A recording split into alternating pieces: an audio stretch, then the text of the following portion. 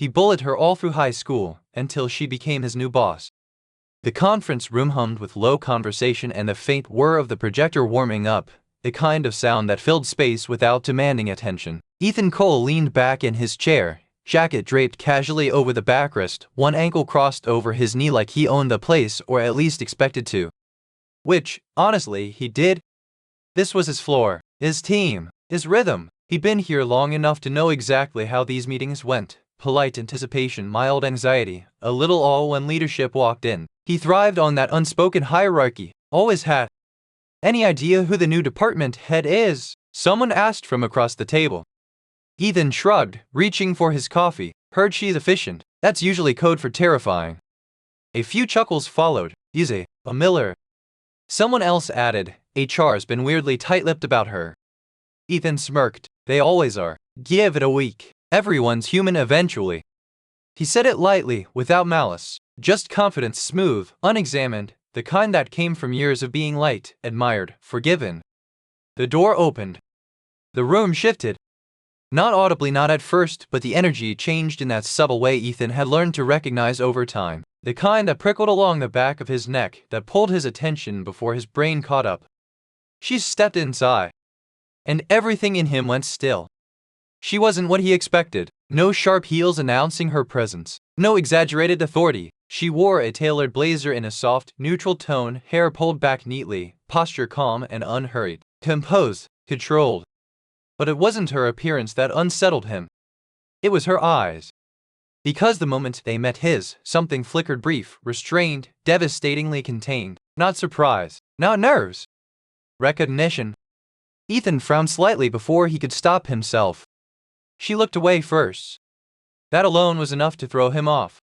She moved to the head of the table with quiet confidence, setting her folder down, hands steady. The room fell silent without her asking for it. I'm Lena Hart, she said, her voice even professional, smooth as glass. I'll be stepping in as your new department head effective immediately. There it was, authority, clear and unquestionable. Ethan straightened instinctively, his earlier ease evaporating. He offered a polite smile when she glanced around the table again, letting her gaze pass over each face, lingering just a fraction of a second too long when it reached him. Not warmly. Not coldly either. Measure. He didn't recognize her. He was certain of that. He would have remembered someone like her. The poise, the way she didn't fidget, didn't overcompensate. Still, something about her presence scraped at the edge of his thoughts. Lena continued, unfazed. I've reviewed your recent performance metrics. There's a lot of potential here. Also, a lot of inefficiency. A few people shifted in their seats. Ethan felt a flicker of amusement. Direct. He liked that. I don't believe in micromanaging, she went on, but I do believe in accountability. You'll find I'm fair but thorough. Her gaze landed on him again, briefly. Ethan lifted his chin slightly, meeting it without blinking. Ain't on. What he didn't see, what he couldn't possibly see, was the way her fingers tightened imperceptibly around the edge of the folder, the way her heart slammed once, hard, against her ribs before settling back into a controlled rhythm she'd practiced for years. Because Lena Hart knew him. She knew the way his smile used to feel like a spotlight and a blade at the same time. She knew the sound of his laughter echoing down tiled hallways. She knew what it was like to have his attention and what it cost. High school memories stirred uninvited as she spoke. Lockers, whispers, eyes everywhere. A boy who had learned early how to turn charm into power, how to make cruelty look like confidence. Ethan Cole had been unforgettable. And now, sitting across from her, nodding thoughtfully as if she were just another figure of authority to assess, he had no idea who she was. That was the cruelest part. She finished the meeting efficiently, fielding questions, outlining expectations. When it ended, chairs scraped back and conversation resumed, low and buzzing. Ethan stood, adjusting his sleeves, and approached her with an easy confidence he'd never had to question before. Welcome aboard, he said, offering his hand. Ethan Cole. Her eyes flicked to his hand, then back to his face. She took it. Her grip was firm, brief. Lena Hart, she replied, as if the introduction hadn't already been made. Something passed between them, then an invisible current, sharp and electric. Ethan felt it even if he didn't understand it. A jolt of awareness, interest, unease. Well, he said lightly, releasing her hand, if there's anything you need while you settle in. I'll let you know, she said, cutting in gently. Not rude. Just final. She turned away before he could respond, gathering her things with quiet precision. Ethan watched her go, brow furrowed. Strange, he thought. Very strange. Across the room, Lena's pulse thundered in her ears as she walked away without looking back. Her composure held, but only just. He hadn't remembered her. And that hurt more than she'd expected. Lena didn't rush back to her office. That was the first thing she did to unsettle him. She moved through the floor at an unhurried pace, stopping to greet people, asking measured questions, observing. She smiled when appropriate, nodded, listened, took mental notes. All the while, she was acutely aware of Ethan's gaze tracking her, not obvious, not crude, but curious in that way men used when they sensed a shift they didn't understand. She didn't acknowledge it. By the time she finally reached her office, she closed the door softly behind her and stood there for a moment, palms flat against the cool wood, breathing. Nonchalant, she reminded herself. That was the key. Not cold, not cruel, just unaffected. Inside, however, every old instinct screamed, every memory pressed close. His voice in the hallway, the way he used to lean too close when he wanted to unsettle someone, the laughter that followed her like a shadow back then. She straightened, rolled her shoulders, and turned to her desk. Work first. Ethan, meanwhile, found himself lingering at his own desk longer than necessary, distracted. He told himself it was nothing, just adjusting to a new boss. That happened, but there was an itch under his skin he couldn't quite scratch. By mid-morning, the first email landed in his inbox. Subject: Revised Workflow Alignment. Polite, neutral. He opened it, scanning quickly, and frowned. She'd reassigned one of his ongoing projects. Not removed him, not reprimanded him, just altered the structure, added an extra approval step, one that routed directly through her. Efficient, he thought. Annoying, but efficient. Still, it slowed him down. 10 minutes later, another notification. Meeting rescheduled, 8:00 a.m. tomorrow. Mandatory attendance. Ethan blinked. That was earlier than usual. He glanced around. Others were murmuring, checking calendars, exchanging looks. She's thorough, someone muttered. Ethan leaned back, exhaling slowly. Fine, he could handle thorough. But it didn't stop there. By noon, Lena had requested updated reports from his team, formatted differently than before. Not wrong, just different. Enough to require rework. Enough to demand attention to detail. Enough to make shortcuts impossible. And she never once singled him out. That was the brilliance of it. She treated everyone the same on paper, but Ethan felt it. Each tiny adjustment landed squarely in his routine, disrupting the ease he'd grown used to. No accusations, no raised voice, just a series of small, cumulative inconveniences that forced him to stay alert. By early afternoon, he found himself standing outside her office, coffee in hand, debating whether to knock. He didn't know why he was there. Curiosity, maybe, or the strange pull he couldn't explain. She hadn't been rude, she hadn't been dismissive, and yet he felt managed, contained. He knocked once. Come in, she said, without looking up. Her office was clean, minimal. She sat behind her desk, glasses perched on her nose now, scanning a document. The sight of her like that, focused, unbothered, did something sharp to his chest. Yes, she asked, finally lifting her gaze. He smiled easily. Just wanted to check in, see how you're settling. A pause, not long, just long enough to make him wonder if he misjudged the moment. Smoothly, she replied, your team is adaptable. The word landed with quiet weight. He leaned against the doorframe, casual. You've made a few changes. Yes. No apology, no explanation. They slow things down a bit, he said lightly. Her eyes flicked to him, assessing. Only if the previous pace relied on shortcuts. There it was. Subtle, surgical. Ethan's smile tightened just a fraction. You're very precise. I prefer intentional, she corrected. Another pause. She returned her attention to the document, clearly signaling the conversation's end. Ethan straightened. Right, well, let me know if you need anything. This time, she did smile. But it didn't reach her eyes. I will, she said calmly, when I do. He left with a distinct, unsettling feeling that he just lost a round of a game he hadn't realized they were playing. Across the office, Lena watched the door close, her reflection faint in the glass. Her pulse thrummed, not from fear, not anymore, but from something sharper, controlled. She hadn't raised her voice, hadn't been cruel, hadn't even acknowledged the pass. And yet, she'd shifted the ground beneath his feet. For the first time in a long time, Ethan Cole didn't know where he stood. By the end of the day, Ethan had revised the same report twice. Not because it was wrong, but because he couldn't shake the feeling that it was being watched. Every time his inbox chimed, his shoulders tightened just a little. Every time footsteps slowed near his desk, he glanced up instinctively. It was ridiculous. He'd worked under demanding leadership before. This wasn't new. What was new was the way Lena Hart seemed to orbit his work without ever hovering. She didn't micromanage him. She didn't praise him either. She noticed him. That was the problem. Mid-afternoon, she stopped by his desk. Not announced, not dramatic, just there standing beside him with a tablet in hand, her presence subtle but immediate. Ethan straightened, rolling his chair back slightly to face her. Yes, he asked, casual. She glanced at his screen. I saw the revised numbers. He waited. They're accurate, she continued, but you skipped the comparative breakdown. I didn't think it was necessary, he said. Her gaze shifted to him then, direct, assessing, A pause stretched between them, not awkward charge. Ethan smiled, slow and deliberate. You like keeping me busy. Something flickered in her eyes, gone just as quickly. I like clarity, she said. Busy is optional. She turned away before he could reply. Ethan watched her walk back toward her office, the quiet click of her shoes fading into the background noise of the floor. He exhaled, rubbing a hand over the back of his neck. Okay. That wasn't just professional. That was personal.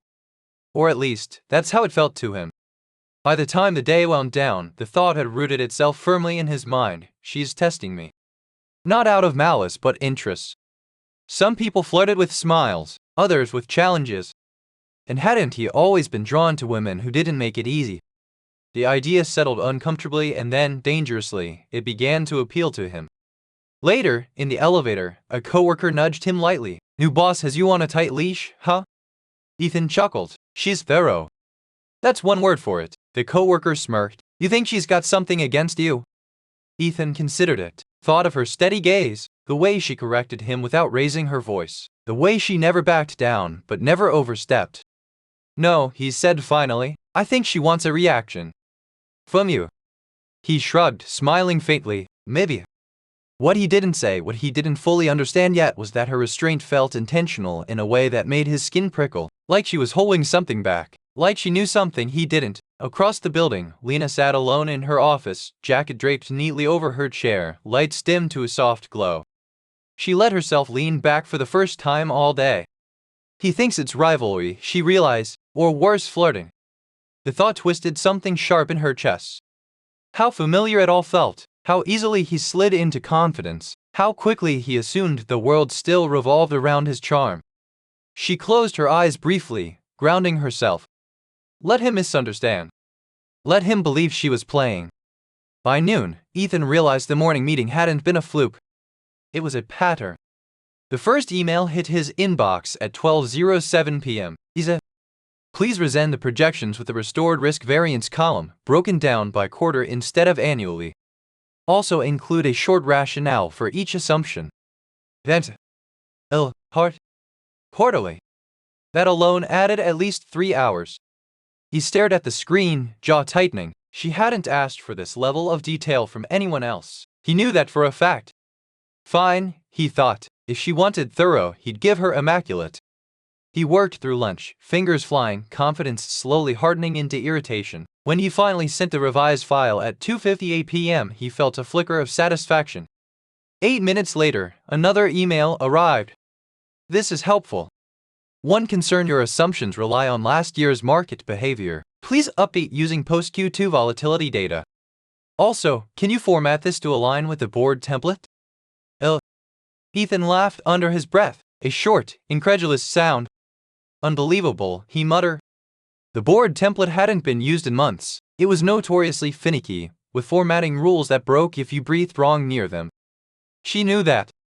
He leaned back in his chair, rolling his shoulders. Somewhere between annoyance and intrigue, something else stirred, something sharper. So this was her angle. Not outright hostility. Pressure. Precision. He leaned into it. By late afternoon, he'd marched straight to her office, revised printouts in hand, expression carefully casual. "Got a minute?" he asked, knocking once before stepping in. Lena looked up slowly. Not startled. Not rushed. Just measure. "For you," she said, "of course." She gestured to the chair across from her desk but didn't invite him to sit. Instead, she returned her attention to her screen, finishing whatever she'd been typing before finally looking back at him. That pause alone felt like an inconvenience. "I wanted to clarify expectations," Ethan said smoothly. "I'm happy to meet high standards, but consistency matters." Her eyebrow lifted. In what way?" He held up the papers. "The level of revision you're requesting from me seems disproportionate." There it was. Lena folded her hands on the desk, posture immaculate. "You're a senior analyst, Ethan. I expect senior level work. I've been delivering that for years." "And now," she replied calmly, "you're delivering it to me." The words were neutral. The implication was not. She took the papers from his hand, flipping through them slowly. Too slowly. She paused on a page, tapping one manicured nail against a line he'd agonized over. "This assumption here," she said. "Why did you choose a conservative estimate?" He shrugged lightly. "Experience." She looked up. "Ooh." The question landed harder than he expected. "My own," he said, tone sharpening. "Unless that's in doubt." She held his gaze for a long moment, long enough to make his pulse stutter. Then she smiled. "Not warm. Not cruel. Interested." "No," she said. "It's just confidence can sometimes blur into habit." She slid the papers back toward him. "Redo this section, and loop in compliance before resubmitting." Compliance. That meant forms, delays, red tape. She knew exactly what she was doing. Ethan leaned forward slightly, lowering his voice. "You're being thorough with me." "Yes," she agreed easily. "And only me." She tilted her head. "Are you asking for special treatment?" The trap was flawless. He straightened, lips pressing into a thin smile. "Just clarity." "You have it," she said. "I expect excellence. If that feels inconvenient, perhaps we need to revisit workload allocation." Dismissed. He left her office with his jaw clenched and something dark curling in his chest. This wasn't flirting. Or no. It felt like flirting, twisted through power and restraint. The way she watched him, the way she kept him just off balance, the way she never raised her voice but always made him adjust. By the end of the day, she'd added him to 2 additional review chains. Asked him to briefly explain decisions he'd made years ago.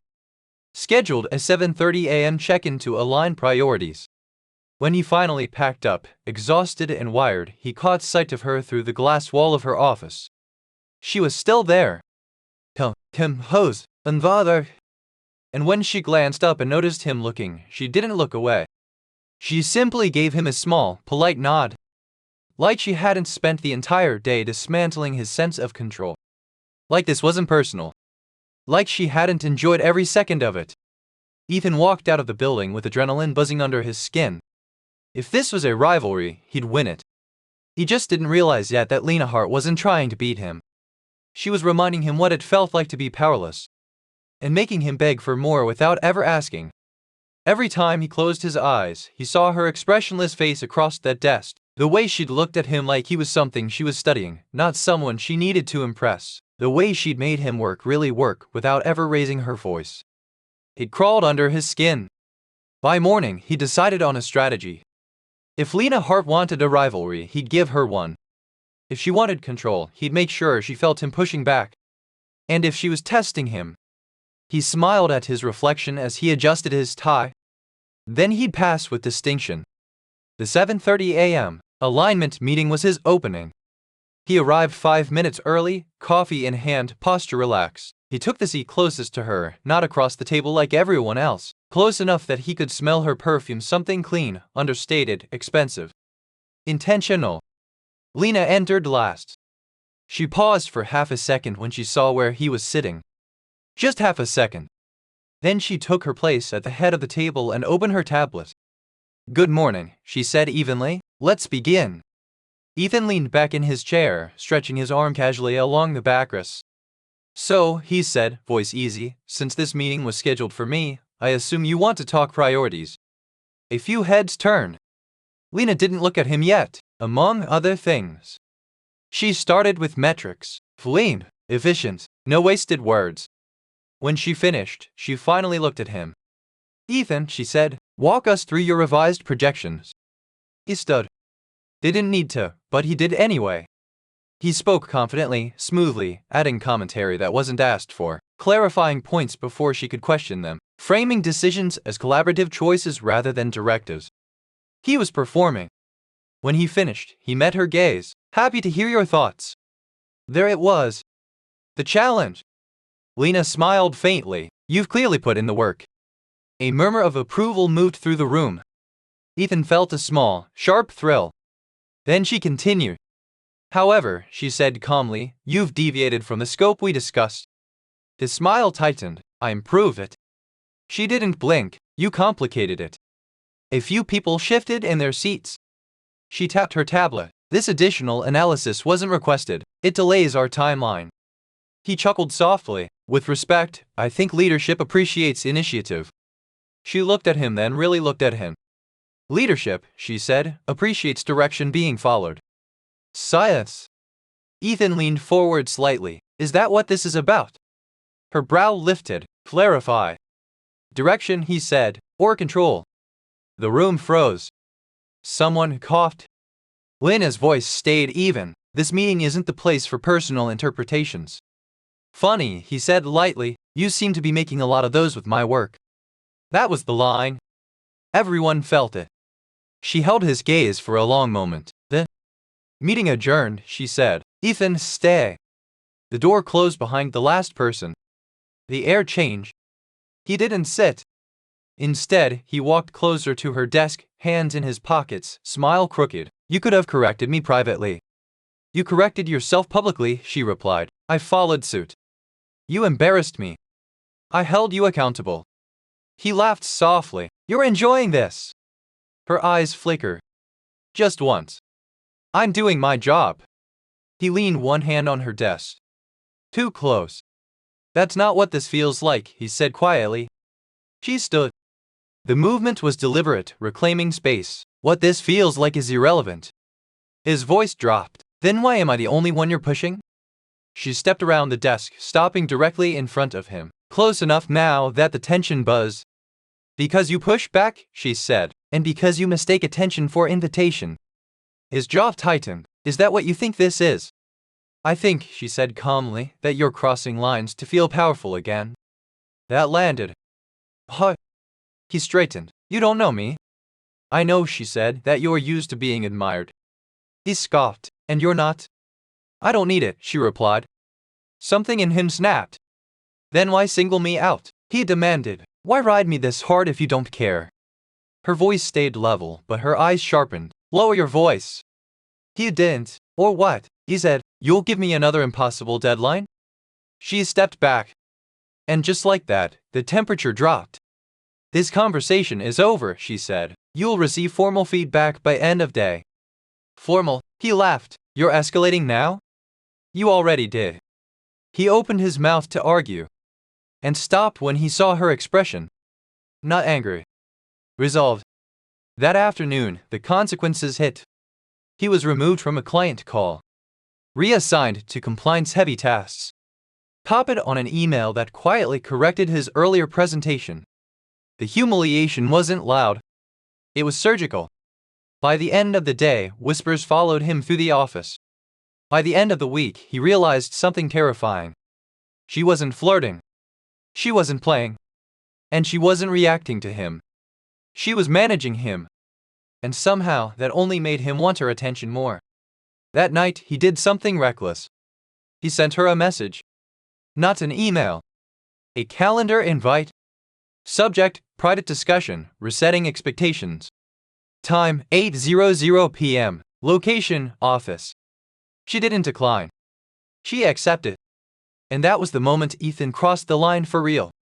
Not knowing that Lena Hart had been waiting for him to do exactly that. Lena Hart stared at the calendar invite long after the office lights dimmed. 8:00 p.m. Private discussion, resetting expectations. She didn't accept it right away. She closed her laptop. She stood. She walked to the window and looked down at the city, glowing and indifferent. Because this right here was familiar. Not the corporate tension, not the power struggle. The feeling. The way her chest felt tight, like she was 16 again, standing in a hallway with lockers slamming and laughter trailing behind her. Ethan didn't remember her. That much was obvious. Men like him rarely remembered girls like her. Back then, she hadn't been Lena Hart with tailored suits and authority woven into her voice. She'd been Lena with the wrong clothes, Lena with the too big backpack, Lena who read during lunch, Lena who watched him. He'd been everything the school revolved around: loud confidence, easy smiles, a cruelty so casual it almost looked like charm. He hadn't needed to try to hurt people, his attention alone could do it. And God, she'd noticed him anyway. She hated herself for it now, but back then, she'd thought the way he teased her meant something. The first time he spoke to her, she'd gone home and replayed it in her head for hours. He'd leaned against the lockers near her calculus class, blocking her path, smiling like he owned the world. "Do you ever talk?" he'd asked, loud enough for his friends to hear, "or do you just stare like that at everyone?" Her face had burned. She'd mumbled something she didn't even remember now. His friends had laughed. He hadn't stopped. It became a rhythm. Comments about her clothes, her silence, her books, her serious face, the way she walked, the way she never snapped back. Sometimes it was sharp. Sometimes it was joking. Sometimes it was worse when he'd ignore her completely after weeks of attention, like she'd imagined the whole thing. And the cruelest part, she'd still watched for him every morning. Still felt that stupid flutter when he walked into a room. Still defended him in her head. He doesn't mean it. That's just how he is. If he really didn't like me, he wouldn't notice me at all. She'd almost told him once. There had been a day, rain pouring, lockers echoing, the hallway nearly empty. He'd been alone for once, leaning against the window, scrolling through his phone. She'd stood there, heart pounding, rehearsing the words in her head. "I like you. I don't know why. I just do." She hadn't even gotten his attention. As she'd walked past, he'd laughed at something on his phone and said without looking up, "Watch it, freak." She'd gone into the bathroom and cried quietly in a stall until the bell rang. He never knew. Why would he? For him, it had been nothing. For her, it had been a fracture that never healed cleanly. Now, years later, he stood in her office, smirking like she was a puzzle meant for his hands. She accepted the invite. At 7:58 p.m., she was still at her desk. Not because she had to be. Because she wanted to control the scene. When Ethan knocked, she didn't tell him to come in right away.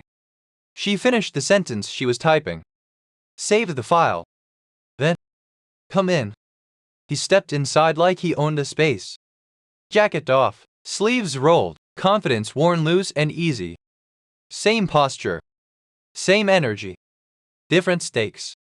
"You're working late," he said casually. "So are you," she replied without looking up. He shut the door behind him. The click echoed.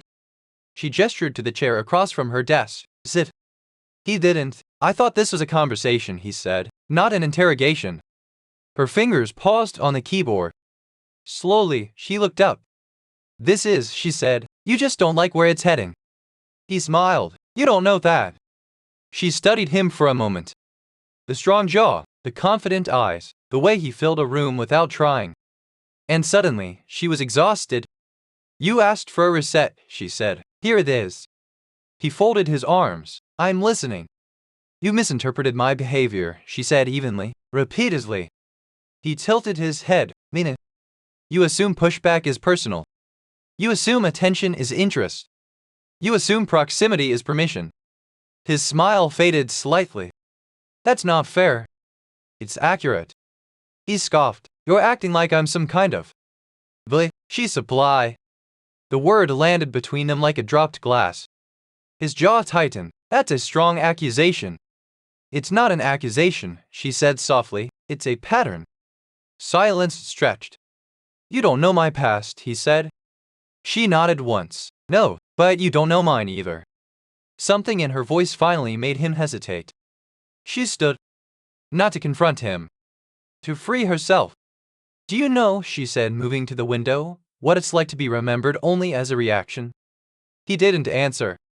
To exist in someone else's story as a punchline, she continued, as background noise. He shifted uncomfortably. She turned back to him. You don't remember me, she said. He frowned. We've never met before now. Her lips curved not in a smile. That's the point. Realization flickered but didn't fully land. You were cruel, she said quietly, carelessly, effortlessly. He opened his mouth. She raised a hand, not aggressively, just finish. And I learned something important from you back then. What? He asked, voice low. How to survive people who don't even realize they're hurting you. She met his gaze, steady and unflinching. So no, she said, this isn't flirtation, it isn't rivalry. It's restraint. Ethan stared at her. The next week became unbearable for Ethan in ways he couldn't quite explain. Not because Lena Hart yelled. Not because she singled him out with open hostility. But because she didn't. She treated him exactly the way power treated people it didn't care about, methodical, indifferent, and relentlessly precise. On Monday, she revised his deliverables. Not dramatically, not publicly. Just enough. She sent them back with comments like clarify rationale and expand on assumptions. Notes that forced him to redo hours of work without giving him anything concrete to argue against. On Tuesday, she reassigned him to a cross-functional review panel. Temporary, she said. Necessary, she said. It meant late evenings buried in documentation that had nothing to do with his strengths. No spotlight, no visible wins, just grind. By Wednesday, she started asking questions in meetings. Not aggressive ones. Quiet ones. Why did you choose that approach? What alternative did you consider? How would this scale under pressure? She asked them evenly, politely, and always when the room was listening. Every question forced him to slow down, to justify himself instead of commanding attention. Every answer he gave felt like a small stumble. And the worst part? She never corrected him outright. She let silence do it. Ethan began to notice things he'd never paid attention to before. How she never rushed. How she never filled space unnecessarily. How she watched people not with suspicion but with calculation. She didn't dominate rooms. She owned them. And she did it without touching him again, without raising her voice, without giving him a single thing he could twist into flirtation. Which somehow made it worse. Because Ethan couldn't stop thinking about her. He caught himself watching for her reactions during meetings, waiting for that flicker of something personal he was sure had to be there. A tightening of her jaw, a shift in her posture. Anything. But Lena Hart gave him nothing. When they passed in the hallway, she nodded politely and kept walking. When he spoke, she listened attentively and responded as if he were just another variable. It was infuriating. It was humiliating.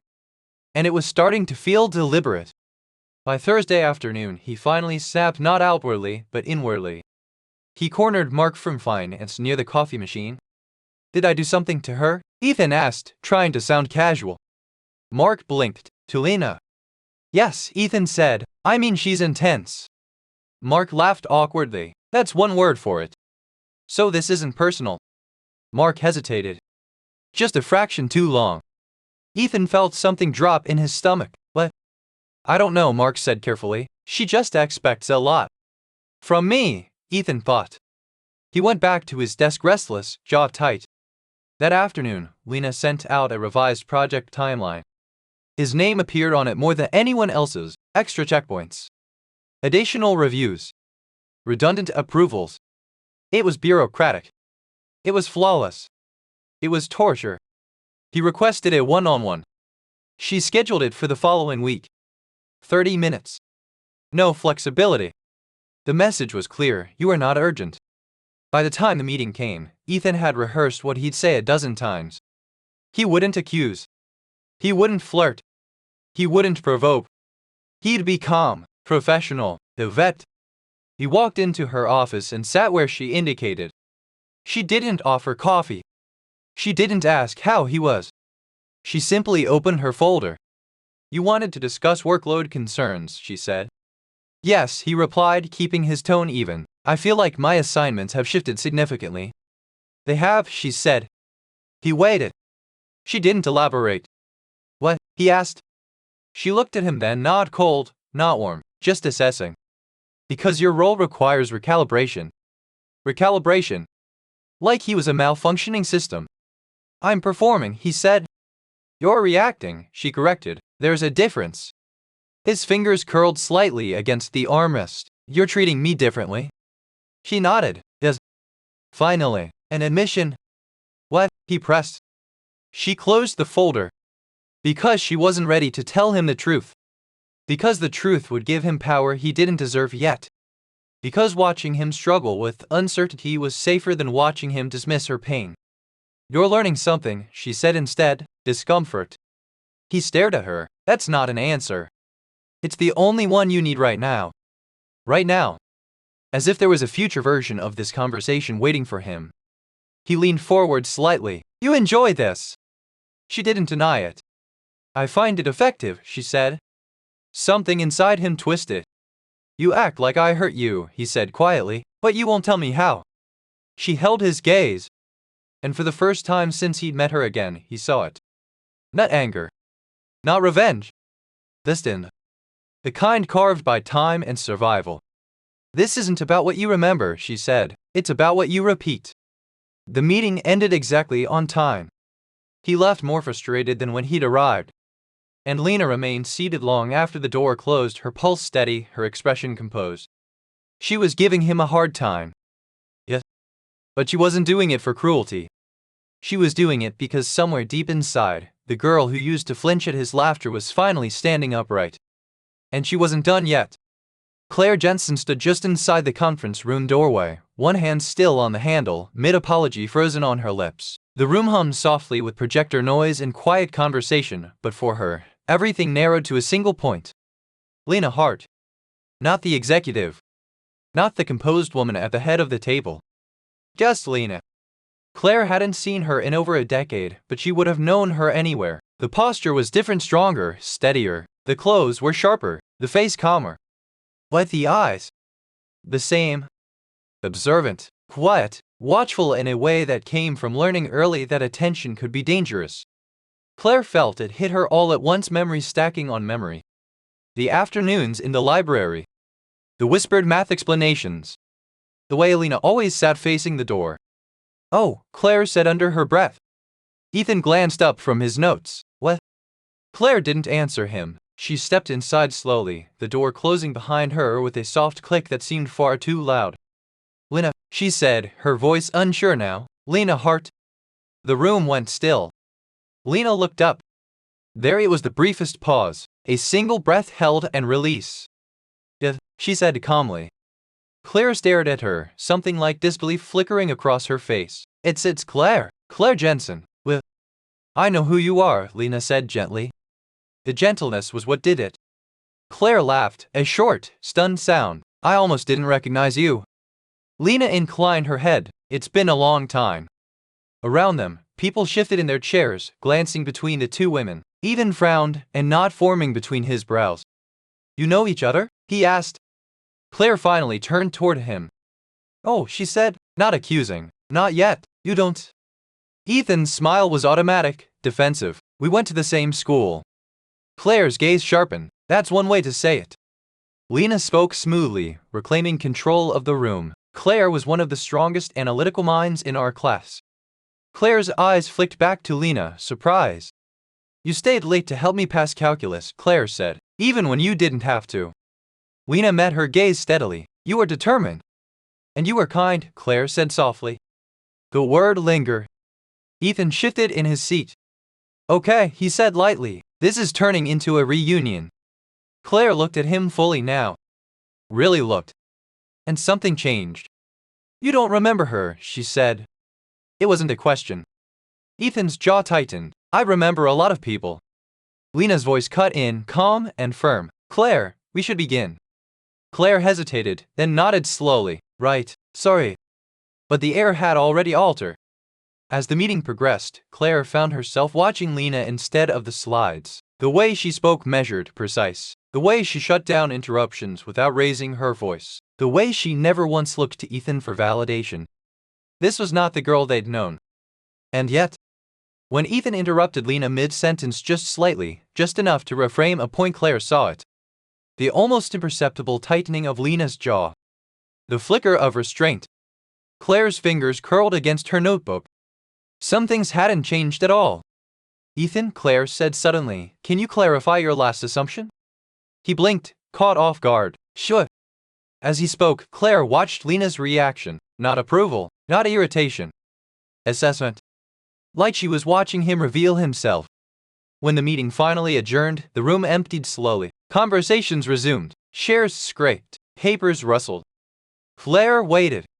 She watched Ethan linger near Lena's desk, clearly debating whether to speak. Lena gathered her things without acknowledging him. Claire stepped in.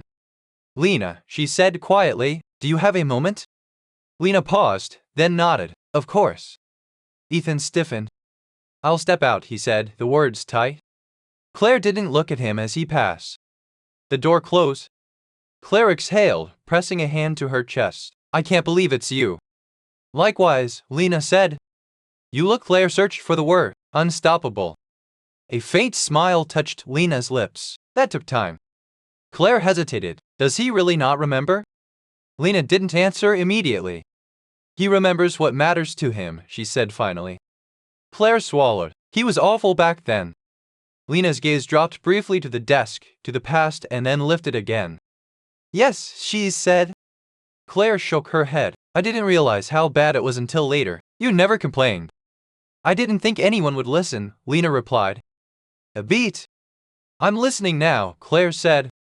Lena met her gaze. Something eased, just slightly. Thank you. Outside the office, Ethan stood frozen in the hallway. He hadn't meant to eavesdrop. But he'd heard enough. He was awful back then. The words replayed, heavy and wrong. He leaned a hand against the wall, chest tight, mind scrambling. He couldn't remember. No matter how hard he tried, no clear image surfaced. Just flashes, laughter, a quiet girl with a book, someone who never spoke up. Someone he hadn't thought about in years.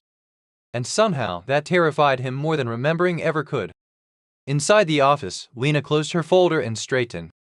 The past had finally spoken aloud. And she hadn't even had to say his name. Long after Ethan left the office, he stood in his apartment kitchen with a glass of water he hadn't touched, the city humming faintly through the windows. He'd replayed the meeting a dozen times already. Claire's tone, Lena's restraint, the way the room had subtly shifted against him. It wasn't one memory that came back to him. It was two. And the second one nearly broke him. The first memory, the day he turned the room against her. Ethan was sitting on the edge of his bed when it surfaced. Not gently. Violently. He was 17 again, sprawled across a desk in English class, chair tipped back on two legs, bored out of his mind. The teacher was droning on about symbolism, something about isolation, irony, the cruelty of society. He remembered scoffing. Then the teacher had said, Lena Hart, would you like to read your paragraph aloud? The room had gone quiet. Ethan remembered that pause clearly now, the way everyone turned, the way Lena stiffened in her seat. She'd hated speaking in front of people. He'd known that. Everyone had. She stood slowly, paper trembling in her hands. Her voice had been soft at first, careful, thoughtful. She was actually good, better than most of them. She spoke about loneliness with precision, about how being unseen could be louder than being mocked. And something ugly had stirred in him. Maybe it was boredom. Maybe it was the way the room was paying attention to her. Halfway through her paragraph, he muttered, not even loudly. Well, didn't know ghosts could talk. The laughter had come fast. Sharp. Explosive. She'd falter. Her eyes had flicked up, scanning the room, searching for something, support, maybe, or mercy. She'd found none. Ethan remembered leaning forward, voice louder now, emboldened by the laughter. Careful, he'd said. You're getting emotional. Might scare people. The teacher had snapped his name. But the damage was already done. Lena's face had gone white. She'd stopped reading, just stood there, frozen, paper crumpling slightly in her fists. She'd tried. Someone snorted. She'd swallowed hard and sat down without finishing. The teacher had continued class. And Ethan? He'd felt triumphant. That was the part that made his stomach twist now. He'd felt powerful. Invisible girl, silenced. Rue reclaimed. He'd never looked at her again that day. But now he remembered the way she'd stared at her desk for the rest of the hour, the way she hadn't raised her head even when the bell rang. and how she'd never volunteered to speak again. The second memory, the one he couldn't excuse. This one came later that night. He was standing in the shower when it hit him so hard he had to brace his hands against the tile. Rain. After school. The courtyard behind the gym. He remembered the day clearly now because it had been the day rumors spread. Someone had found her notebook. Her personal one. The one she carried everywhere. He remembered how it had made its way into his hands. He didn't even remember asking for it. Someone had just passed it to him, grinning. Dude, they'd said, you gotta see this. He'd flipped it open casually. Then, pages and pages of them. About feeling small. About watching someone who never looked back. About a boy who laughed too loud and never noticed who he crushed. He'd known. God, he'd known it was about him. The realization had thrilled him and disgusted him at the same time. Instead of closing the notebook, he'd laughed. Lovely. Is this a joke? Eve said, this is pathetic. His friends had crowded closer, reading lines aloud, mocking the softness of the words. Then he'd done the worst thing. He'd waited. He watched as Lena crossed the courtyard, panic already on her face as she realized something was wrong. Her steps had slowed when she saw the group. Her eyes had locked on the notebook in his hands. He remembered her voice breaking as she spoke. Please, she'd said, give it back. Not angry. Not demanding. Living. He remembered tilting his head, pretending to consider it. You write about me like this, he'd said, and you expect privacy? Her face had crumpled. I never meant for you to see it, she whispered. That should have stopped him. It didn't. He'd torn a page out. Just one. And held it up. Relax, he'd said, I'll keep this. Motivation. The silence that followed wasn't laughter this time. It was shock. Someone had muttered, dude. But no one stopped him. Lena had gone very still. Then she'd done something he'd forgotten until now. She'd reached for the notebook. And he'd pulled it back. Don't, he'd warned lightly. Her hand had dropped. She hadn't cried. She just turned and walked away. Head high. Back straight. Like she refused to give them the satisfaction. He remembered thinking she was dramatic. Now, standing under the spray of hot water years later, Ethan felt sick. Because he remembered what happened next. The notebook had disappeared. He didn't know who took it. But he remembered seeing her weeks later, sitting alone on the steps outside the library, staring at nothing. He remembered hearing months later that she'd transferred out of advanced classes. That she'd stopped submitting creative work. That she'd stopped trying. Ethan shut off the water abruptly. His hands were shaking. These weren't misunderstandings. These weren't jokes gone wrong. These were choices. Repeated. Public. Cruel. And the woman who now stood across from him in tailored suits and quiet authority. She hadn't just survived him. She'd rebuilt herself in spite of him. The realization landed like a verdict. And for the first time since seeing her again, Ethan understood something with brutal clarity. Whatever Lena Hart was doing to him now, she was being merciful. The office was quiet, too quiet for the late afternoon, the kind of silence that presses against the ears and makes every footstep sound like a drumbeat. Ethan had lingered past most of the day, ostensibly catching up on reports, but in reality he was watching. Lena's office was at the end of the hall, doors wide open, her presence drawing the room into her orbit even when she didn't speak. He had noticed it instantly when he came back from the meeting with Claire. The way she carried herself now was nothing like the girl he remembered, or the version of her that had flinted under his gaze all those years ago. He had come here tonight with a purpose, not authority, not even confidence. Just a gnawing need to do something right, to step into the space of regret that had been gnawing at him since he remembered those 2 moments from high school, the paragraph in English class, the torn notebook on the courtyard steps. And then the sound of raised voices in her department drew his attention.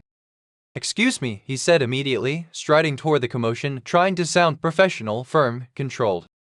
3 contractors were clustered near her desk, papers scattered on the floor, arguing loudly over deadlines that had clearly never affected them personally. Lena was standing there, arms crossed, her eyes flicking from one man to the next with that calm precision that always unnerved him. I can handle this, she said, voice steady, but clearly sharp enough to stop some people in their tracks. Ethan stepped closer, a protective instinct flaring in his chest. "Excuse me, could you take this somewhere else, please?" The men froze. One muttered something under his breath and left. Another glanced at Lena, hesitated, then followed. For a moment, Ethan felt a flicker of satisfaction. He had helped. He had inserted himself into the situation just enough to prevent disruption, just enough to step into the narrative he wanted to rewrite for himself. And then he turned toward Lena, expecting gratitude, a relieved smile, a tiny acknowledgement that he had done right. She didn't smile. She didn't even look relieved. Her arms remained crossed. Her jaw was tight. Her eyes, they pierced him with a coldness that left him breathless. "Do you always feel the need to police my life?" she asked, and every word landed like a hammer strike. Ethan's mouth opened. "Please, be open." He tried for calm. I just thought that you could swoop in and fix things," she said, stepping closer. "That you could protect me?" The edge in her voice made his stomach churn. I was just," he stammered. She held up a hand, cutting him off. "I don't need your protection, Ethan," she said, her tone low, deliberate. "Out of all the people in the world, I don't need you." The words hit him like a fist. He wanted to protest, to say, "I didn't hurt you this time, I'm trying," but he couldn't. She was right. She had always been right. He remembered the cafeteria, the spilled books, the notebook he had ripped. He remembered every cruel laugh, every public humiliation. And now, standing here, he understood that his attempt to protect her was meaningless. The damage wasn't undone, couldn't be erased. He began, voice tight, desperate. "You don't get it," she said, stepping closer again. Her heels clicked softly against the tile. "You didn't help me back then. You humiliated me. You hurt me. You walked away like it was nothing. And you think stepping in now changes anything?" Her words cut deeper than he expected. His chest ached, his heart thudded painfully in his ribcage. He felt exposed in a way he hadn't felt since he'd realized what he'd done in high school. He started again, but she shook her head. "No, Ethan, listen to me carefully. I don't need anyone saving me, especially not you. I survived because I fought, because I learned how to stand on my own 2 feet, even when the world seemed to want to tear me down." Her voice softened slightly, but only in volume, not in strength. The weight of her history with him, of every insult and humiliation he'd inflicted, lingered between them, thick and unyielding. He wanted to reach out. He wanted to say, "I'm sorry, I remember, I understand now." But the words felt hollow, meaningless in the face of what she had endured. Her gaze held his, steady and unwavering. There was no anger, no malice, just truth. And it burned him alive. He tried again, but the words stuck. He could feel every moment of the past pressing down, every memory of the cafeteria, the English class, the courtyard. "You think you're helping," she said, almost quietly now, so low he had to strain to hear. "But you're not. You're just showing up in my life, trying to fix what you broke without ever realizing how deep it goes." He swallowed hard, his throat dry. His hands shook slightly at his sides. He felt like a boy again, helpless, ashamed, exposed. I don't know what to do," he admitted, voice breaking almost imperceptibly. She shook her head. "You can't fix it, Ethan. You can't undo what you did. You can't. The only thing left is for you to stay out of my way unless I invite you in." Her words were so precise, so cutting, that they made the room feel smaller. He wanted to collapse on the spot, to beg her to let him make it right, but she had built a wall that even he couldn't scale. She turned, walking toward the door, her movements controlled, deliberate, every step a reminder of the power she had built for herself. Ethan stood frozen. He could only watch as she left the room, her heels echoing in the hallway like a countdown to the end of everything he thought he could repair.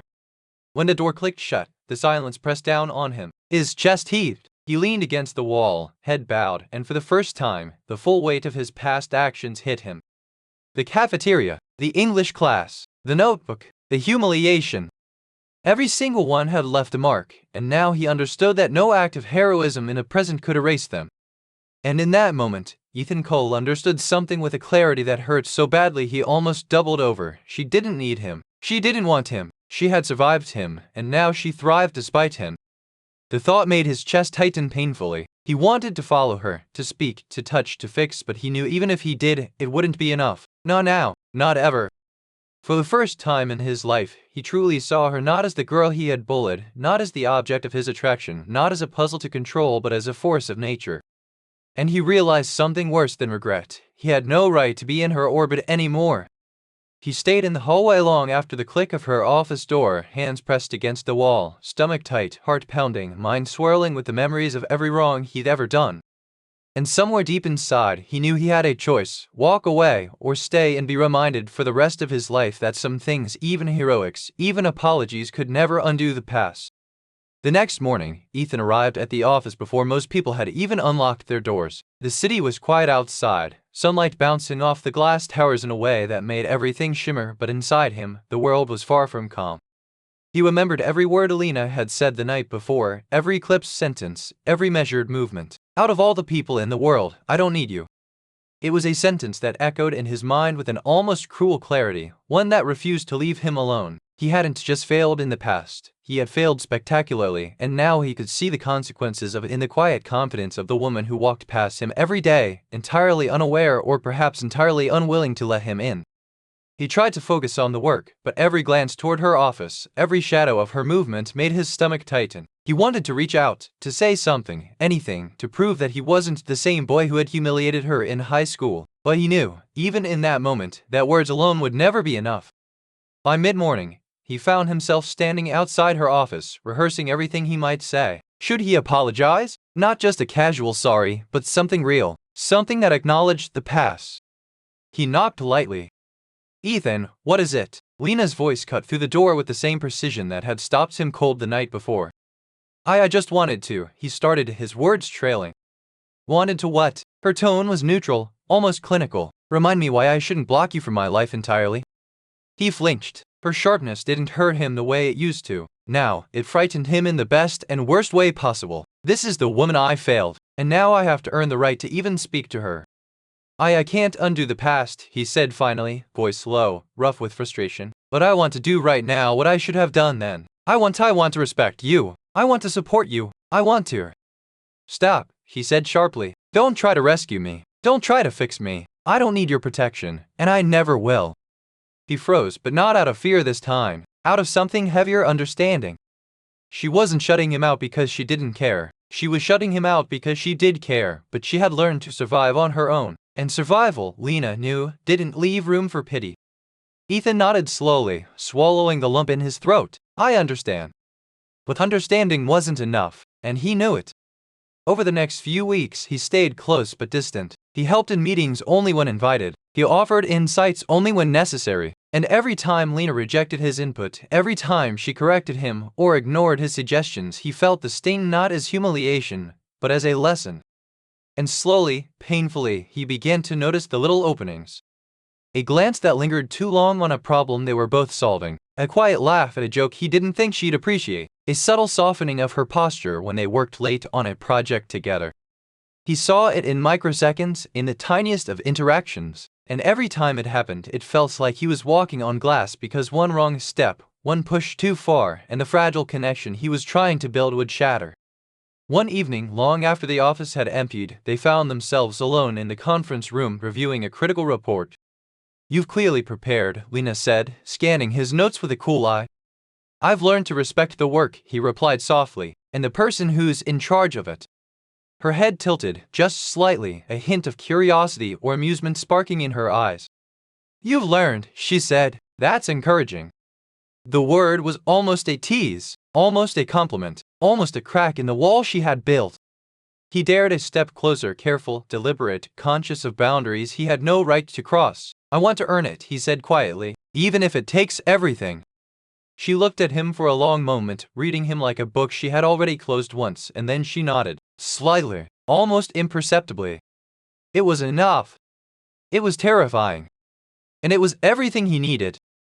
Because from that small opening, a slow fire began to burn. Every day became a test of restraint, of understanding, of silent connection. He learned how to read her micro-expressions, how to anticipate her needs without overstepping. And she, in turn, began to notice his patience, his care, the absence of the arrogance he had carried for so long. There were moments when the air between them became electric, a hand brushing lightly against hers when passing a document, a glance that held a spark of shared frustration at the same problem, a laugh, soft, genuine, that made him realize how much he had wanted this intimacy all along, not the conquest, not the control, but simply to be near her, to be recognized, to finally deserve her trust. And yet, Every small connection was fraught with tension. Every inch forward was met with a carefully measured retreat. Lena reminded him constantly through words, actions, the cold shoulder, the subtle sharpness of her gaze that he had no right to claim anything. He remembered vividly one night, staying late, reviewing numbers in the faint light of the conference room. She had bent over the table, hair brushing his arm, her voice slow as she muttered a correction. The brush of her sleeve sent a jolt through him, electric and terrifying. He wanted to lean in, to brush the hair from her face, to close the space between them, but he didn't. He pulled back instead, took a deep breath, and focused on the spreadsheet before them. She looked up, eyebrow raised slightly, lips curved in a small, knowing smirk. "Good restraint," she said. It was teasing. It was acknowledgement. It was everything. And it broke him.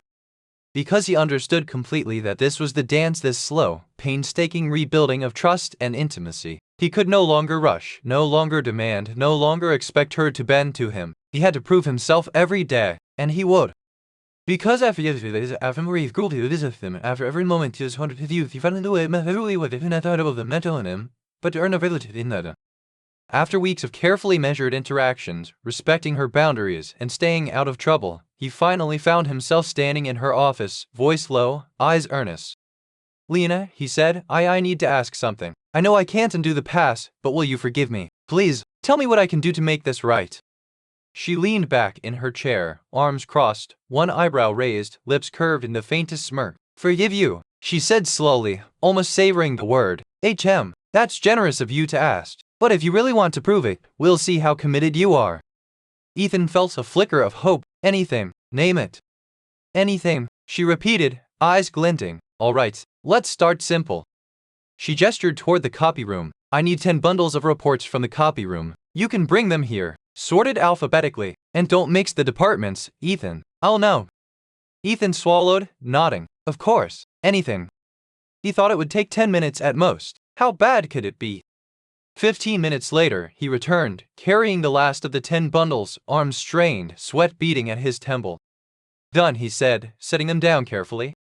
Lena blinked at the stacks, then her eyes narrowed slightly. "Actually, forget it. We won't need these after all. Could you just put them back in the copy room?" Ethan froze. Then he blinked. Then he groaned. "Back all 10? He asked. "Of course," she said, tone perfectly calm. "You did say you'd do anything." He felt the tension in his shoulders snap, part frustration, part amusement, and part admiration. How could someone look so infuriatingly calm while making you carry 10 bundles twice? He went back, slowly, muttering under his breath. By the time he returned, he was breathing hard, a little red, but Lena didn't spare him a single sympathetic glance. "Excellent," she said lightly. "Next, could you check the supply closet? We're missing 3 staplers. Make sure you find them. I think they're under the big blue cabinet." He nodded, already realizing this was going to be a pattern. "Got it." 40 minutes later, he returned with 3 staplers, slightly dusty from the bottom shelf. Lena gave him a critical look. One of these doesn't belong here." Ethan blinked. "Excuse me?" "You brought me a stapler from accounting," she said softly, tapping the blue one. "I don't need it anymore. Put it back." Ethan laughed softly, shaking his head. "This is ridiculous." "And yet," she said, smirking, "you're still here. I'd say that's progress." Ethan had just barely caught his breath from the morning chaos when Lena leaned back in her chair, crossing one leg over the other, hands folded neatly atop her desk. "Ethan," she said, eyes twinkling with just a hint of mischief, "I need 3 boxes of pens from the supply cabinet. The nice gel ones. You know the ones." He nodded, already feeling the faint pulse of frustration mixed with curiosity. "Of course," he said, trying to keep his tone neutral. Minutes later, he was standing in front of the supply cabinet, scanning the shelves. The office was unusually quiet, the faint hum of the air conditioner the only sound. He grabbed 3 pristine boxes of pens, marveling at their smooth barrels and perfectly aligned tips. He carried them carefully back to Lena's office, making sure not to jostle the boxes. He entered triumphantly, expecting a nod of approval. "Here you go," he said, setting them neatly on her desk. Lena glanced down at the boxes, then up at him, her lips curving into a faint, slow smile. Very organized," she said, pausing for dramatic effect. "But you can leave them in the lobby instead. We're getting new ones tomorrow." Ethan blinked, then blinked again. "You leave them in the lobby," she repeated sweetly. "I don't need them here after all. Someone might need them for, emergency pen situations." He felt his jaw tighten, a mix of incredulity and reluctant amusement washing over him. The pens hadn't even touched her desk, and she had already undone his effort. Of course, he said, trying to keep his tone even, suppressing the smirk that threatened to betray his frustration. Carrying the boxes back to the lobby, he felt her eyes on him the entire way, though he dared not glance up. He imagined her quietly enjoying this little victory, watching him run errands like a modern-day office knight, loyal and mildly exasperated. Later that afternoon, Lena called him over to her office again. "Ethan, could you help me with my bookshelf?" she asked, gesturing to the tall, imposing shelves filled with textbooks, novels, and binders. "Of course," he said, glancing at the chaos of uneven stacks. He had to admit it looked like a minor earthquake had passed through. "Arrange them by height," she added casually, almost offhandedly, and leaned back in her chair as though he were already on the task. Ethan's mind worked quickly. The tallest books on the top shelf, mid-sized books in the middle, and the smallest at the bottom. He measured and adjusted, lining spines, straightening titles, ensuring nothing leaned too far, nothing was out of place. He worked meticulously, the quiet hum of the office around him, every now and then glancing up to see Lena observing with an inscrutable expression. Finally, he stepped back, chest tight with pride. "All done," he said. Lena looked at the shelf, then at him. Then she slowly tilted her head, a small, amused smirk forming. "You did well, height-wise," she said slowly, "but I think I'd prefer them by color instead. Makes the office feel lively." Ethan blinked, then groaned softly, sinking into the chair across from her. "Color? You want a rainbow arrangement?" "Exactly," she said, perfectly calm. "It just looks better. Would you mind doing that too?" And so he did, moving books from one shelf to another, sorting reds with reds, blues with blues, and every subtle shade in between, all while sneaking glances at her carefully composed face. She was watching him with the faintest glimmer of amusement, lips curved, eyes sparkling with tiny, unspoken victories. By the time he finished the color arrangement, his hands were sore, his back a little stiff, and he felt equal parts exasperated and strangely elated. Lena had made him work, yes, but she had also made him feel involved, even if in the most petty, light-hearted way imaginable. Later that afternoon, Lena called him over to her office again. "Ethan, could you help me with my bookshelf?" she asked, gesturing to the tall, imposing shelves filled with textbooks, novels, and binders.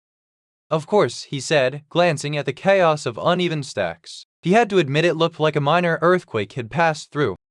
"Arrange them by height," she added casually, almost offhandedly, and leaned back in her chair as though he were already on the task. Ethan's mind worked quickly. The tallest books on the top shelf, mid-sized books in the middle, and the smallest at the bottom. He measured and adjusted, lining spines, straightening titles, ensuring nothing leaned too far, nothing was out of place. He worked meticulously, the quiet hum of the office around him, every now and then glancing up to see Lena observing with an inscrutable expression. Finally, he stepped back, chest tight with pride. "All done," he said. Lena looked at the shelf, then at him. Then she slowly tilted her head, a small, amused smirk forming. "You did well, height-wise," she said slowly, "but I think I'd prefer them by color instead. Makes the office feel lively." Ethan blinked, then groaned softly, sinking into the chair across from her. "Color? You want a rainbow arrangement?" "Exactly," she said, perfectly calm. "It just looks better. Would you mind doing that too?" And so he did, moving books from one shelf to another, sorting reds with reds, blues with blues, and every subtle shade in between, all while sneaking glances at her carefully composed face. She was watching him with the faintest glimmer of amusement, lips curved, eyes sparkling with tiny, unspoken victories. Each time, Ethan bit back frustration, muttered under his breath, and smiled wryly. And each time, he felt closer to her, understanding in tiny, subtle ways that Lena didn't just enjoy testing him, she was letting him in through the tiniest cracks, in the most indirect ways. And of course, the tension simmered underneath. Each trip, each errand, each tiny test gave him the chance to watch her in ways he hadn't before. The way she tucked a strand of hair behind her ear, the slight tilt of her head as she inspected the staplers, the soft hum of a song she muttered while checking the mail. By the end of the day, he was exhausted not from the work itself, but from the mental gymnastics of keeping calm, respecting boundaries, and pretending he wasn't absolutely captivated by her every move. She noticed the way his shoulders slumped, the faint dark circles under his eyes, and a glimmer of amusement flickered in her gaze. "You're taking this very seriously," she said, almost teasingly. "I want to make it right," he said quietly, brushing a bead of sweat from his forehead.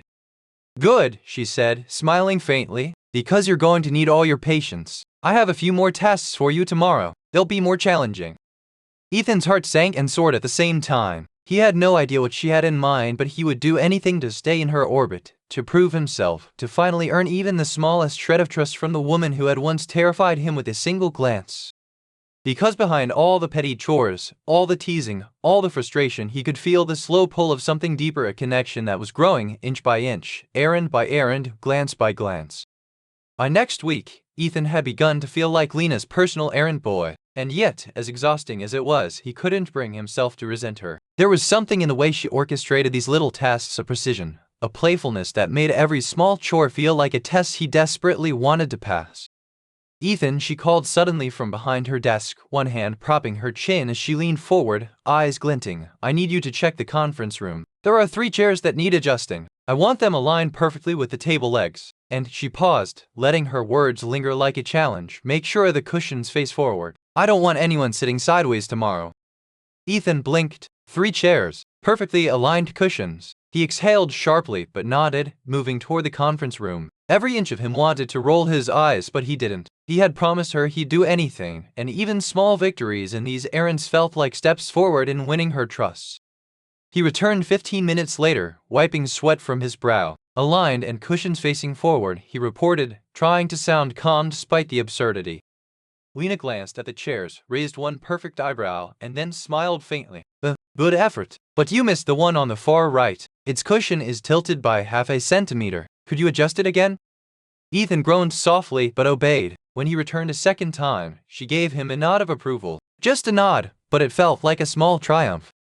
Not long after, she handed him a small stack of sticky notes. Label all the files in the storage room, she said, tapping the stack against the desk, alphabetically, and be sure to remove any duplicates. I hate duplicates.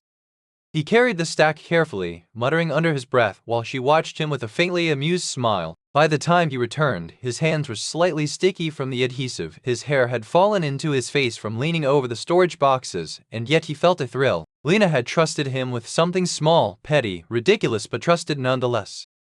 Then came the piece de resistance. She looked up from her notes, tapping a pen against her lips. Ethan, there's a box of samples in the lobby I'd like you to bring up here, but do it slowly. I want to see you handle it carefully. He blinked, slowly. Yes, she said, voice casual, almost teasing. We wouldn't want the samples to suffer. They're fragile, you see. Ethan carried the box slowly, muscles tense, every step deliberate. The box wobbled dangerously as he walked through the lobby, and Lena's eyes followed him, the faintest curve of her lips betraying a mixture of amusement and satisfaction. When he finally reached her desk, she leaned back and clapped softly. Well done, she said. Now just leave it there. I realized we don't need it after all. Someone else will take care of it. He stared, utterly defeated, but she didn't even look at him. She returned to her work, typing briskly, perfectly unbothered. Ethan exhaled, a mixture of laughter and despair escaping him. He sank into the chair across from her, rubbing his temples. You're enjoying this far too much, he muttered. I'm testing you, she said lightly, almost too sweetly, and you're passing slowly. Keep up the good work. He shook his head, smiling wryly despite himself. Lena had found the perfect way to assert control, tease, and test him all at once, and he was powerless to resist her pull.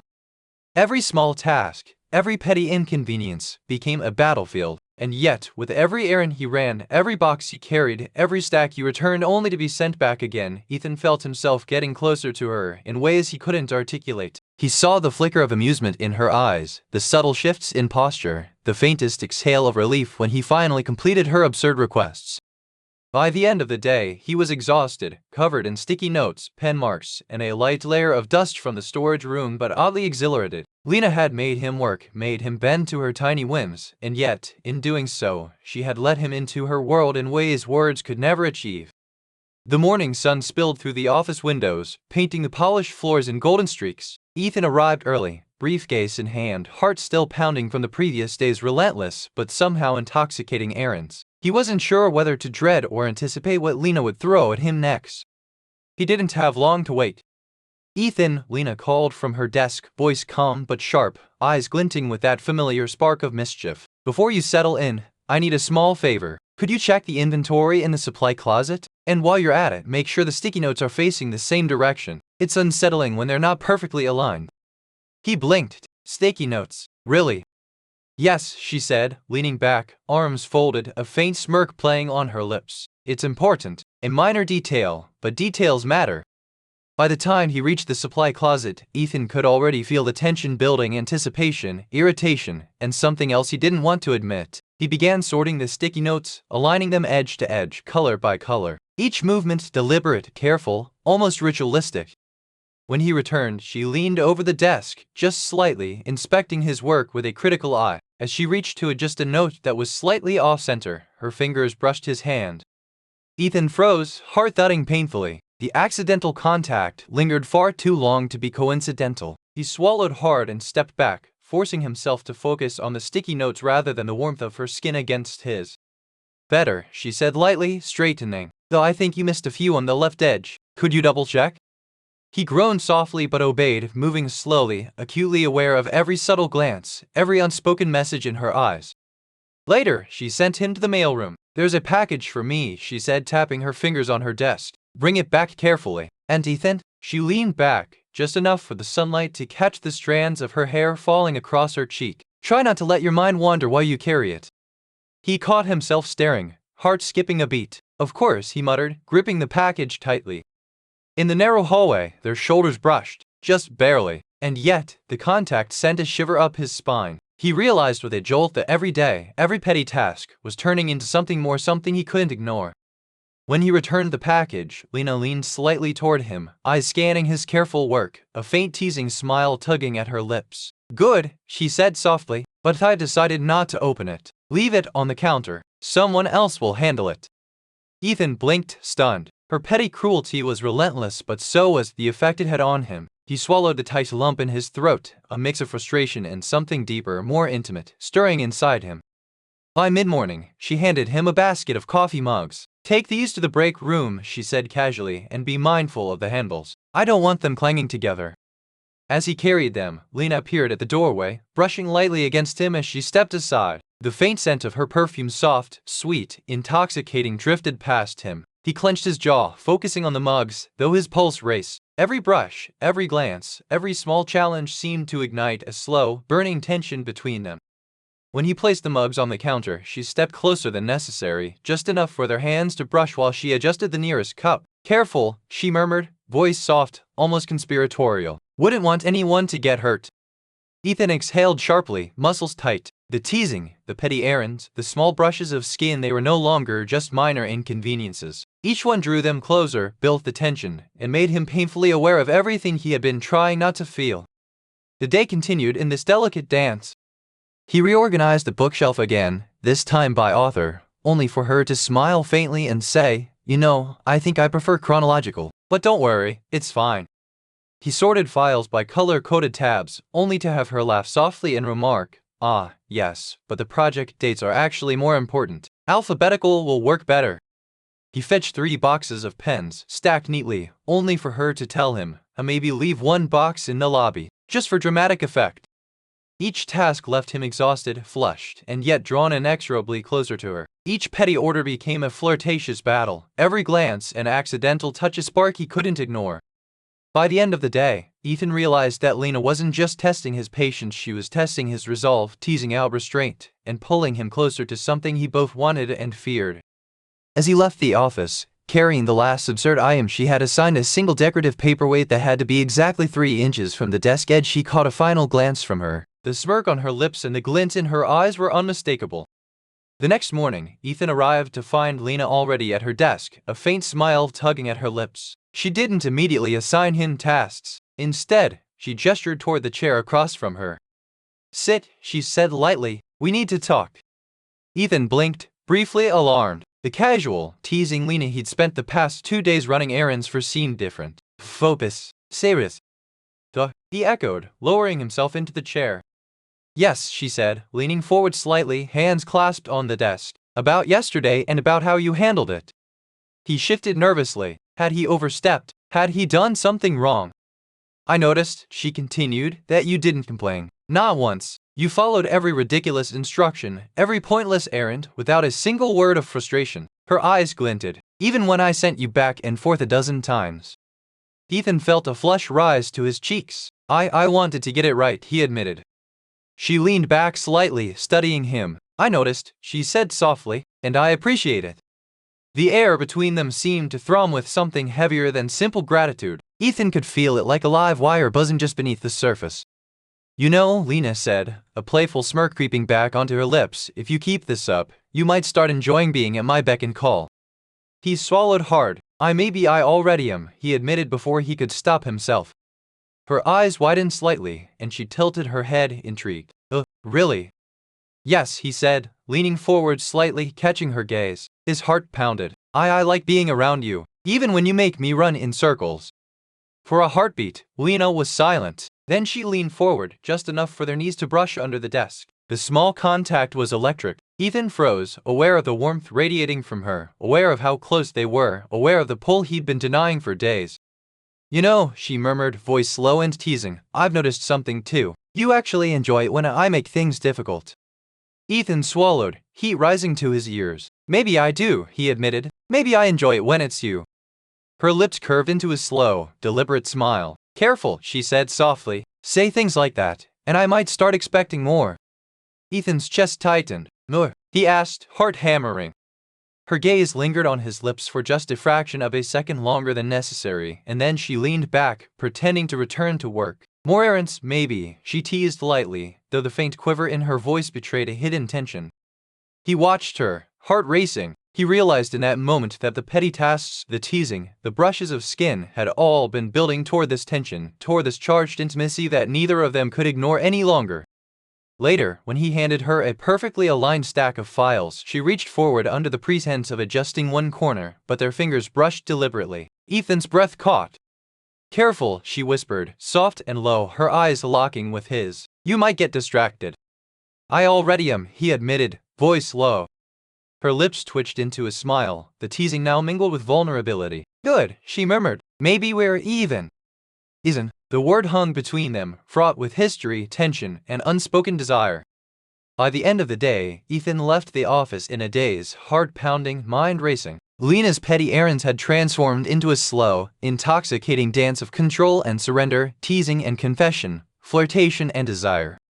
The next morning, Ethan arrived earlier than usual. The office smelled faintly of coffee and paper, the sunlight filtering through the blinds in warm stripes across the floor. He'd barely set his briefcase down when Lena appeared, leaning casually against the edge of her desk, arms crossed.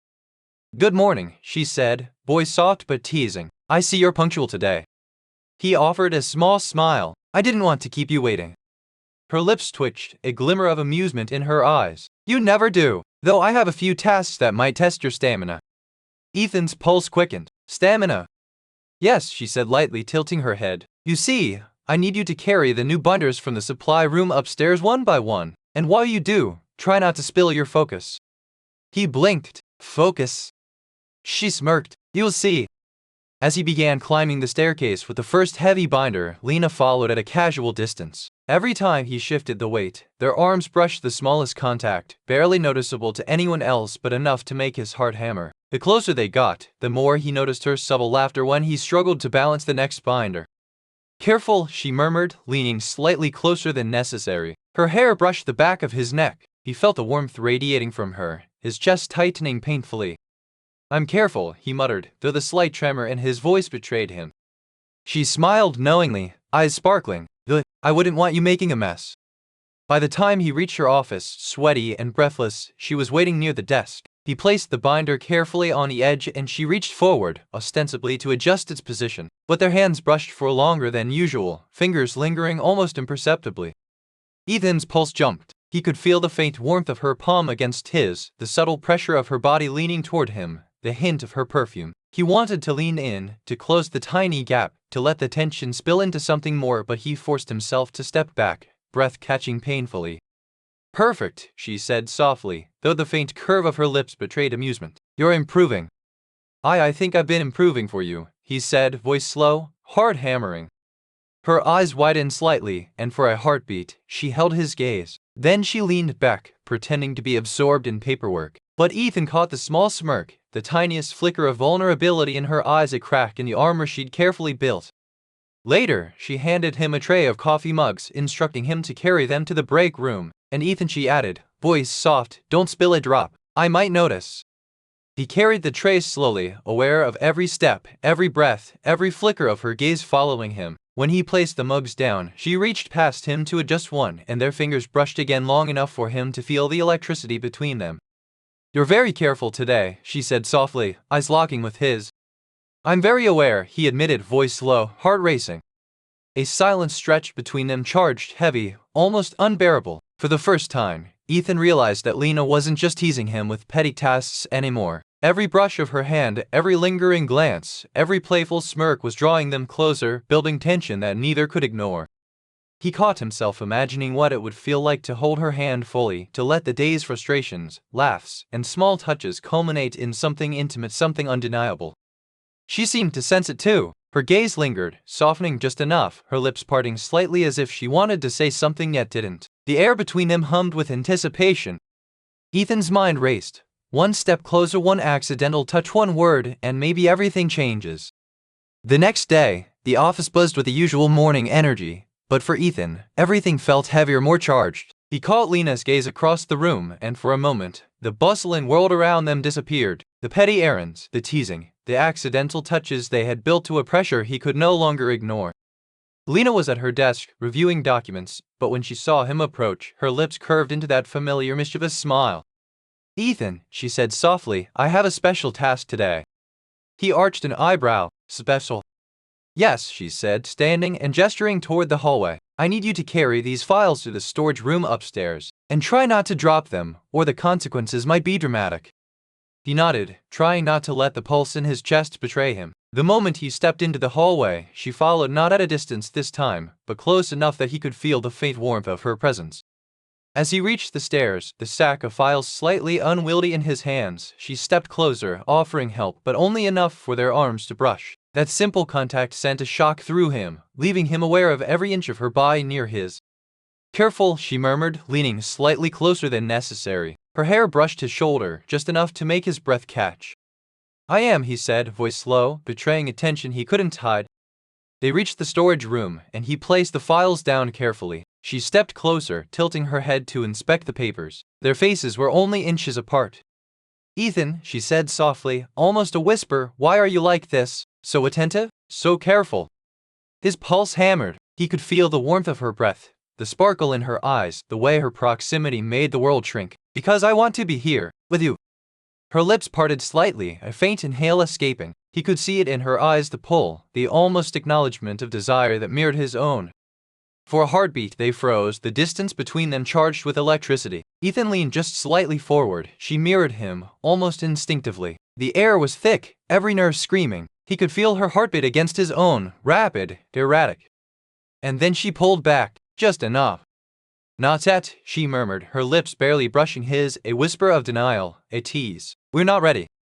Ethan exhaled, a mixture of frustration, longing, and anticipation. "Not ready?" he asked, voice low, breath uneven.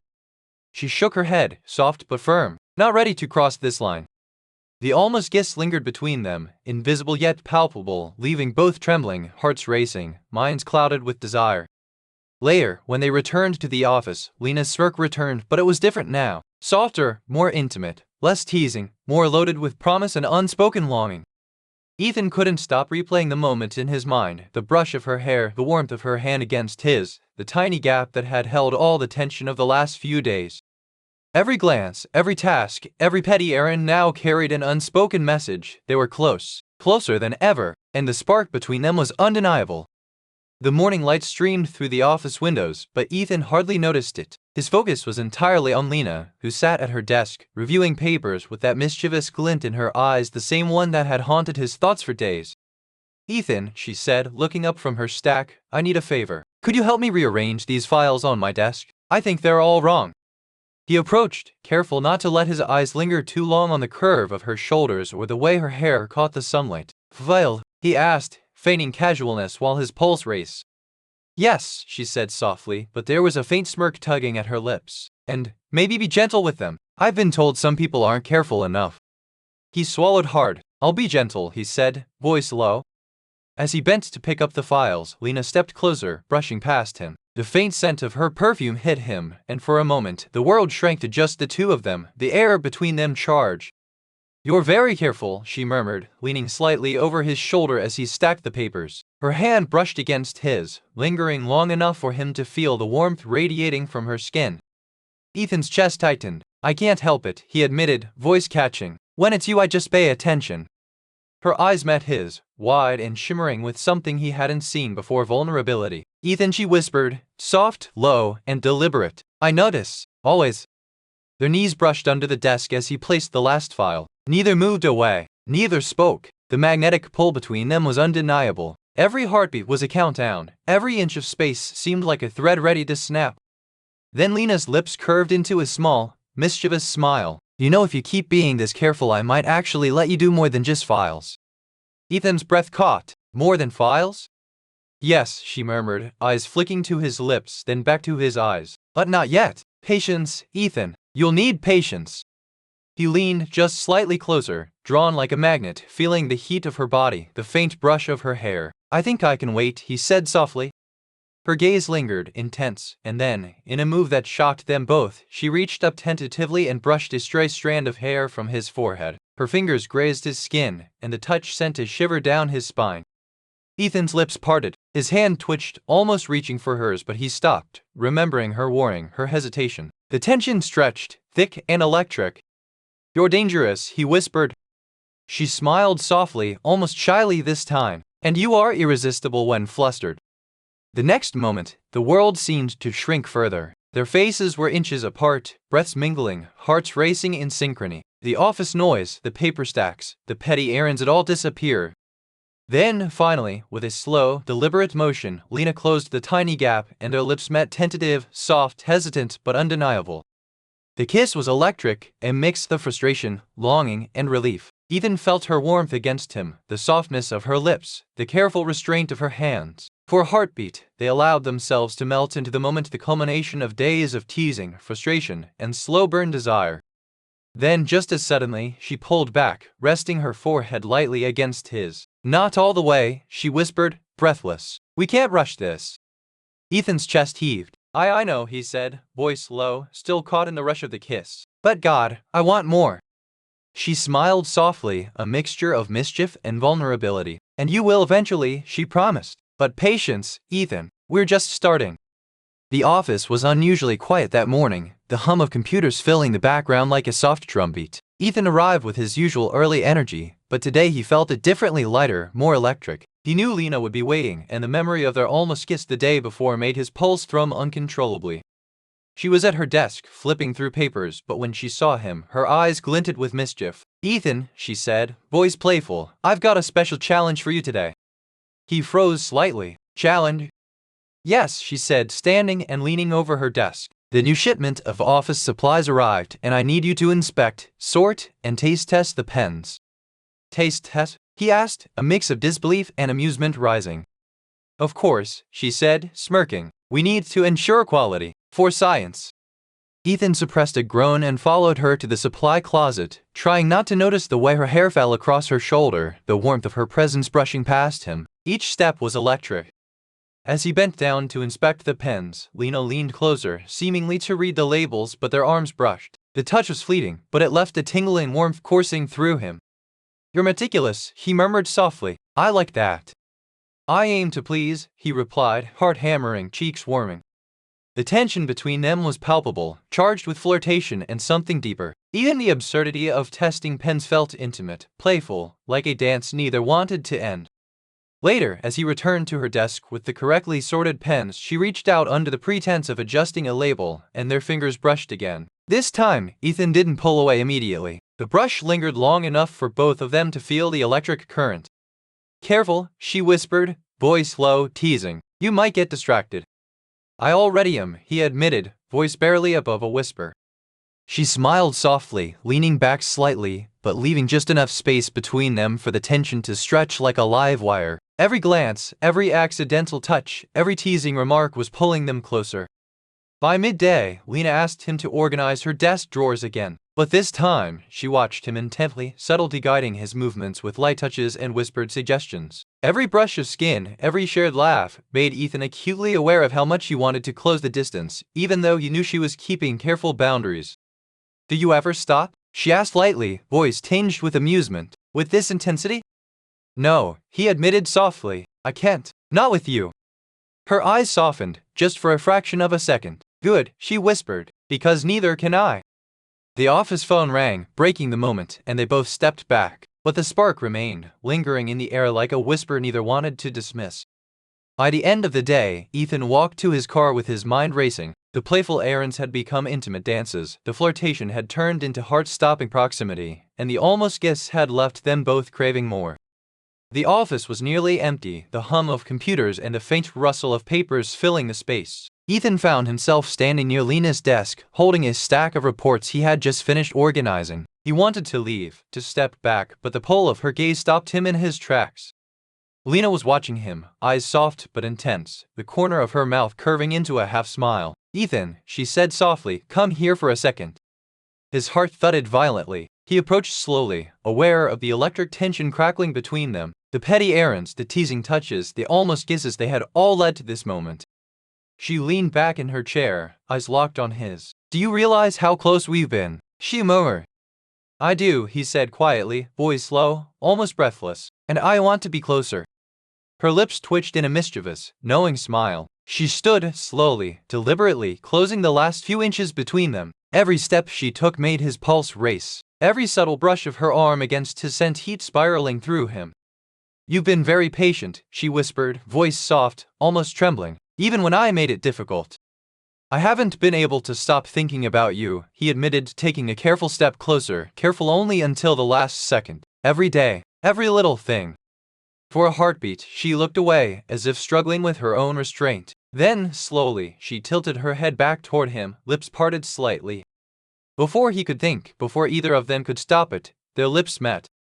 It wasn't tentative this time. It wasn't a brush of hesitation. It was full, deliberate, and electric. Ethan's hands moved almost instinctively, cupping her face gently, holding her close. Lena's arms wrapped around his neck, pulling him impossibly closer.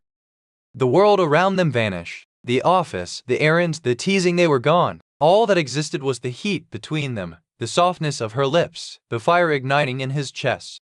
When they finally pulled back slightly, breathless, foreheads resting together, Ethan's voice was low, trembling with desire and awe. I've wanted this for so long. Me too, Lena whispered, her lips brushing his again, just enough to make him shiver. Every single day. They swayed slightly, reluctant to let go, the air around them thick with long-suppressed tension finally unleashed. The teasing smiles, the petty tasks, the electric touches, all of it had led to this perfect, heart-stopping moment.